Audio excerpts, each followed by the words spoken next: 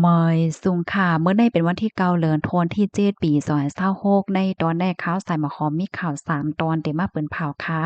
ออนทางเปิ้นได้ก่อเข้ามาถ่อมด้วยข่าวโหในค่ะอิงเน้อล่มเลี่ยงลงเขาฝนตกแห้งน้ำท่วมที่ในเมืองแขเสถึงตีคอกงูในมันก่อยค่ะงูอ่านโหกปากมันในลอดออกคอกมาเหี่ยวก็กว่าอยู่หลายที่หลายตั้งป้าเจ๋มตีเฮิรนเยก้นวันก้นเมืองค่ะ ก้นเมืองอันถุนย่างงูสักก็มีเนี่ยในก็เตเลยว่าเป็นข่าวเงาตีอันหลีตกอกตกใจไว้อยู่ค่ะเนาะพี่น้องเฮาค่ะเมื่อวันที่8เดือนธันวาคมที่7ปี2026ใน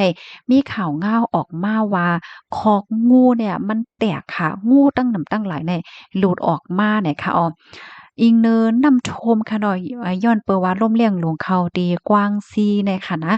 นำลงในพัดใส่คอกงูในมันลูกไวกว่า งูในขิมจำหนึ่งเหงโตค่ะหลุดออกมา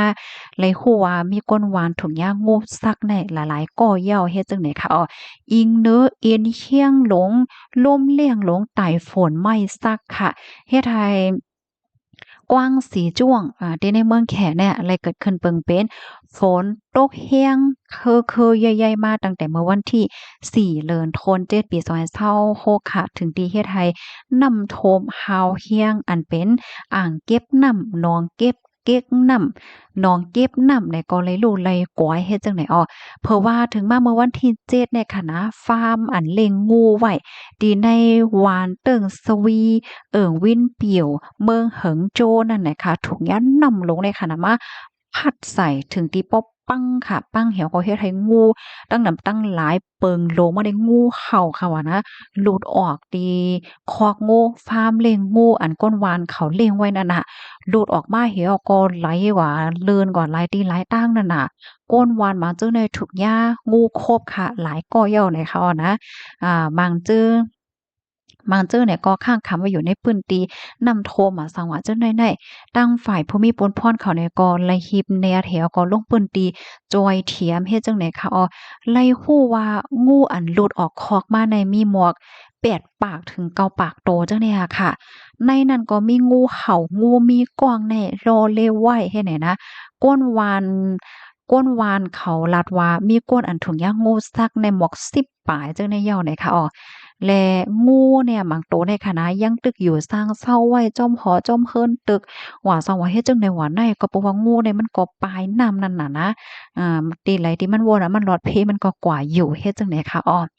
ก้นอันรับเลี้ยงงูนั่นก็ลาดว่างูหลายหลายโตอันจมน้ำเหี่ยวก็รู้สึกกว่าเฮ็ดจั่งใดก็มีแหน่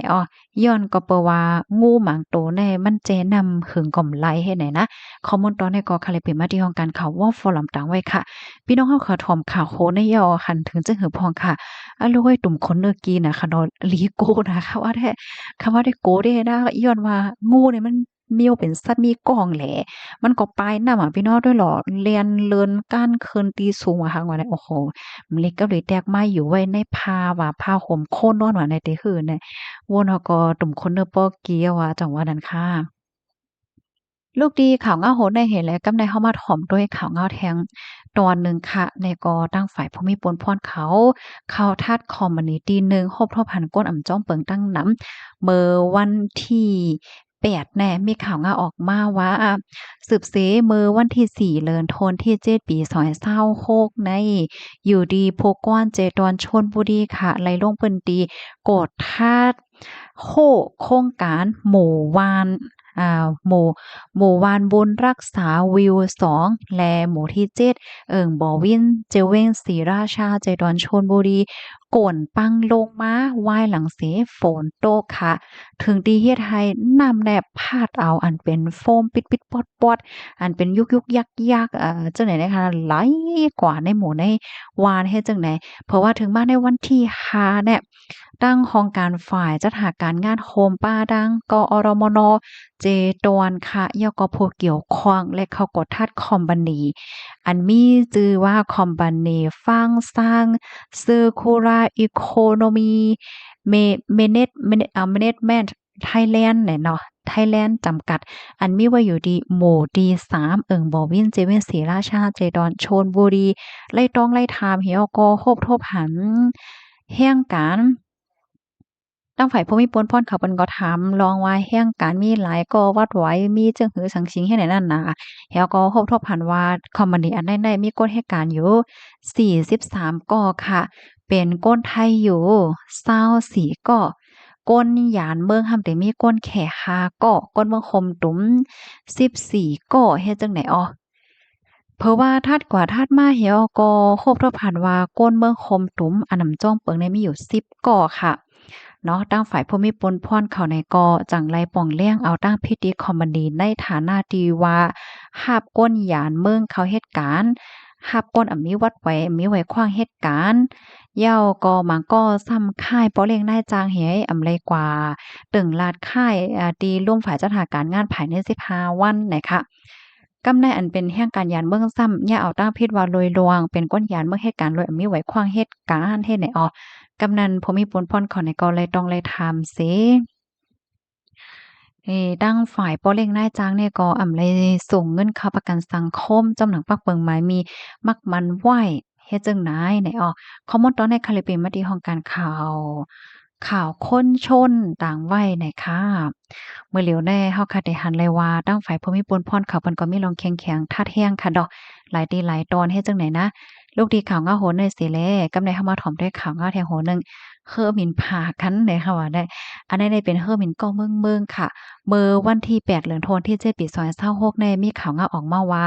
เฮ้อหมิ่นต่างก้น Airbus A320 ของสายการบินฟิลิปปินส์แอร์ไลน์อันกึดไว้อยู่ที่ในกวางเฮอร์มินนี่น้อยอากิโนเวงมาลีลาค่ะถูกย่าปีกของเฮอร์มินโบอิง787ของสายการบินซาอุดีมาขดมาผ่าใส่มาผ่าใส่